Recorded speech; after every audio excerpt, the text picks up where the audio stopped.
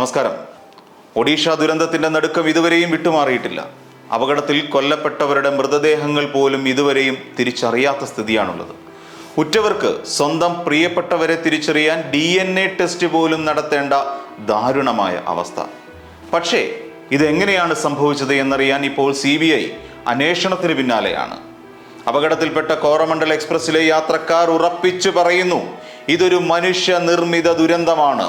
Railway അധികാരികൾ മനഃപൂർവ്വം നടത്തിയ ക്രൂരമായ നരഹത്യ തന്നെയാണെന്ന് ബാലസോർ ട്രെയിൻ ദുരന്തമെന്നാണ് എന്ന് ഇവർ പറയുന്നു. ഷാലിമാറിൽ നിന്ന് 130 കിലോമീറ്റർ വേഗതയിൽ കുതിച്ചെത്തിയ കോറമണ്ഡൽ എക്സ്പ്രസ് ബഹനഗർ റെയിൽവേ സ്റ്റേഷനും കടന്ന് ചെന്നൈയിലേക്ക് കുതിക്കുന്നു. അതിനിടയിൽ സുഗമമായ യാത്ര ഉറപ്പാക്കാൻ വേണ്ടി കൊടുത്ത സിഗ്നൽ മാറിപ്പോകുന്നു. തൊട്ടടുത്ത ട്രാക്കിൽ നിർത്തിയിട്ടിരുന്ന ചരക്ക് വണ്ടിയിലേക്ക് അത് ഇടിച്ചു കയറുന്നു. തുടർന്ന് കോറമണ്ഡൽ എക്സ്പ്രസ് പാളം തെറ്റി ബോഗികൾ തൊട്ടടുത്ത ട്രാക്കിലേക്ക് മറിയുന്നു. അതും പല കരണം മറിഞ്ഞ്. എങ്ങനെയാണ് സിഗ്നൽ തകരാറിലാകുന്നത്?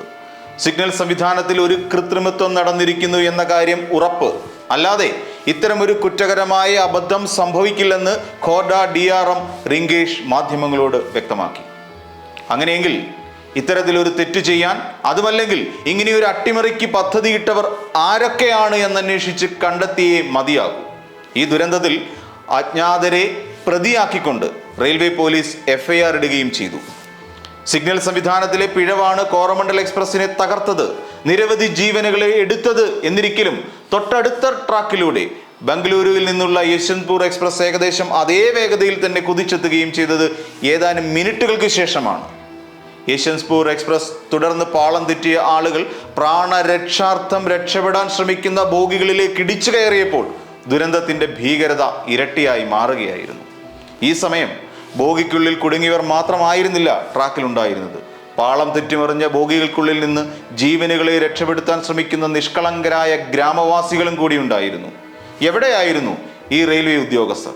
ഒരു ചുവന്ന ലൈറ്റ് തെളിയിച്ചോ മറ്റോ രണ്ടാമതെത്തിയ വണ്ടിയെ തടഞ്ഞു നിർത്താൻ കഴിഞ്ഞിരുന്നെങ്കിൽ ഒരു പക്ഷേ ദുരന്തത്തിന്റെ ഈ വന്യത, തീവ്രത കുറയ്ക്കാൻ കഴിയുമായിരുന്നുവെന്ന് യാത്രക്കാർ പോലും പറയുന്നു. രക്ഷാപ്രവർത്തനത്തിനെത്തിയ ഗ്രാമവാസികളെ പോലും കൊലയ്ക്ക് കൊടുക്കുന്ന അവസ്ഥയിലേക്ക് പോവുകയായിരുന്നു ഈ ദുരന്തം. എങ്ങനെയാണ് ഇന്റർലോക്കിംഗ് സംവിധാനത്തിൽ ഗുരുതരമായി മാറ്റം സംഭവിച്ചത് എന്നുള്ളതും ഈ സംഭവത്തിൽ അട്ടിമറിയുടെ സാധ്യത അടിവരയിട്ട് പറയുന്നു. അങ്ങനെയെങ്കിൽ അടുത്ത ചോദ്യം, ഇത്തരത്തിലുള്ള അട്ടിമറി ആർക്ക് വേണ്ടിയാണ് നടത്തിയിരിക്കുന്നത്? എന്ത് താല്പര്യം സംരക്ഷിക്കുന്നതിന് വേണ്ടിയാണ് ജീവിക്കാനായി നെട്ടോട്ടമോടിയ ഈ നിഷ്കളങ്കരായ 280-ലധികം ആളുകളെ കൊലയ്ക്ക് കൊടുത്തത് എന്ന ചോദ്യം ഉയരുന്നു. രാജ്യം മുഴുവൻ ഇത്ര വലിയ ഒരു കൂട്ടക്കൊരുതിയുടെ വാർത്ത ചർച്ച ചെയ്യുമ്പോൾ ഏത് വാർത്തയാണ് ഇതിൽ മുങ്ങിപ്പോകുന്നത്? ഇനി ഈ സംഭവത്തിലും ഒരു തീവ്രവാദ ബന്ധം ആരോപിച്ച് കുറ്റക്കാർക്ക് രക്ഷപ്പെടാനുള്ള പഴുത് അന്വേഷണത്തിനൊടുവിൽ ഉണ്ടാകുമെങ്കിലും അന്വേഷണം അവസാനിക്കില്ല.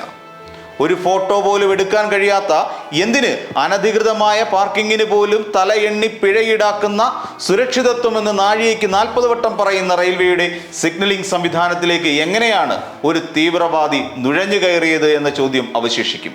ഇതാർക്കു വേണ്ടി, ആരുടെ രാഷ്ട്രീയ ലക്ഷ്യത്തിനും ലാഭത്തിനും വേണ്ടി ചെയ്തിരുന്നാലും നമ്മൾ കണ്ടതാണ് ഉറ്റവരെ അന്വേഷിച്ച് നടക്കുന്നവരുടെ കണ്ണീരിന്റെ വേദന. ആ കണ്ണീരിന്റെ ശാപം പിന്തുടർന്നുകൊണ്ടേയിരിക്കും എന്നുകൂടി ഓർക്കുക.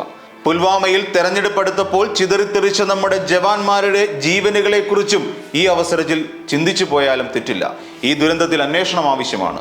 ആരുടെയും രാഷ്ട്രീയവും കുലവും നോക്കാതെയുള്ള അന്വേഷണം. അതിനൊടുവിൽ കുറ്റക്കാർക്കെതിരെ നടപടിയും വേണം.